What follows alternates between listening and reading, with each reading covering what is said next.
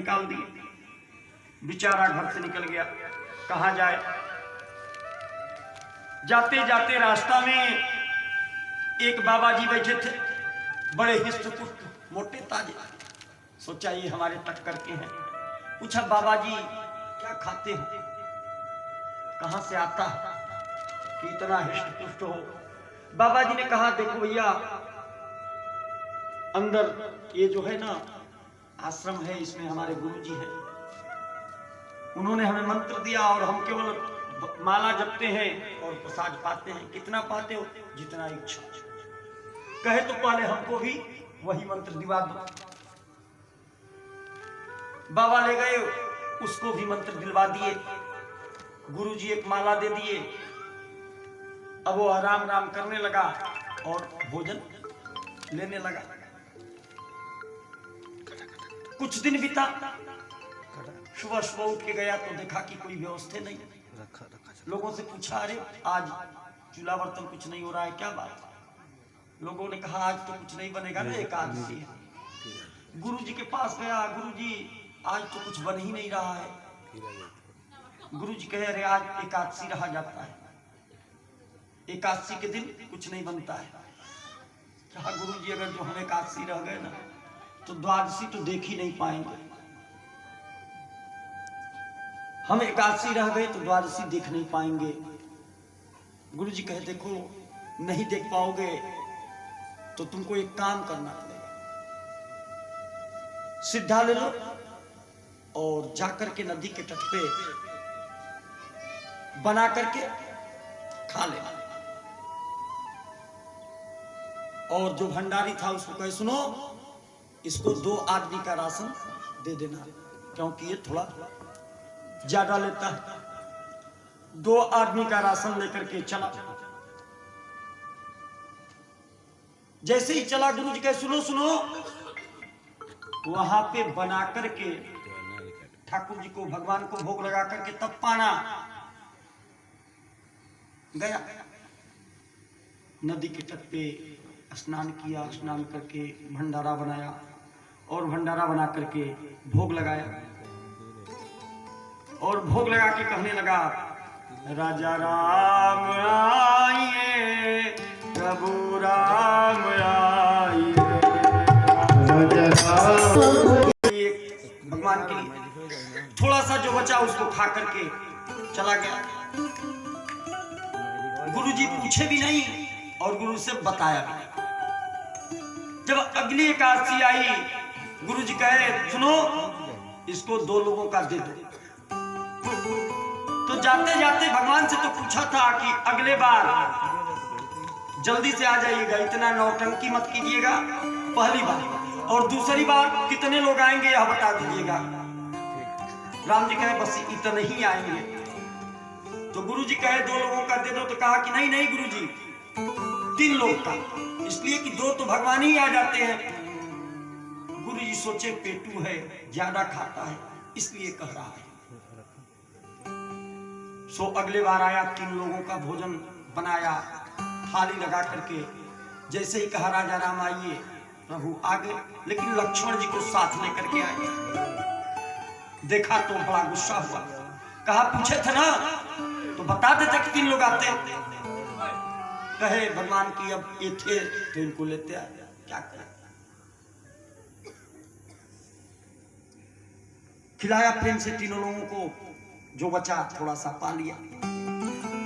जाके बता नहीं रहा है गुरु जी से। अगले बार एकादशी आई, गुरु जी कहे देखो 3 लोगों का दे दो।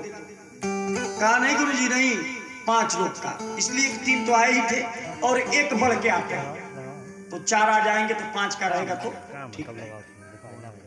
गुरु जी कहे देखो दे दो, 5 का दे दो। इतना खाता तो नहीं होगा, निश्चय ही इसको आदत हो गई है बेचने की, बेचता होगा।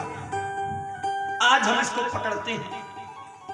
गुरु जी साथ में आए, छुप छुप करके। यह नदी किनारे आया, सिद्धा पिसान सब रख दिया और कहा राजा राम आइए, सीताराम आइए, लक्ष्मण साथ लाइए, मेरे भोजन का भोग लगाइए। अब तब तक राम दरबार सहित आ गए। लगाओ कहा लगाओ नहीं, क्या फायदा बनाने से जब खाने को ही नहीं मिलेगा तो। वो रखा है सीधा पिसान, बनाइए और खाइए। हम कहीं बनाए जब हमको मिलना ही नहीं है तो। जानकी जी आठा गूंथने लगी, लक्ष्मण जी लकड़ी जुटाने लगे, हनुमान जी लकड़ी तोड़ने लगे, भरतलाल आग जलाने लगे, सब लोग काम में लग गए। गुरु जी देख रहे हैं, चलवा बैठा हुआ है, सीधा पिसान रखा हुआ है। धीरे धीरे दोपहर हुआ। गुरु जी कहे बेटा बना क्यों नहीं रहे हो, बैठे हो। कहा क्यों बनाएं, जब मिलना ही नहीं है तो बनाएं क्यों। 5 लोग का राशन आया है, 7 तो खुदे आ गए हैं। कौन आ गया है?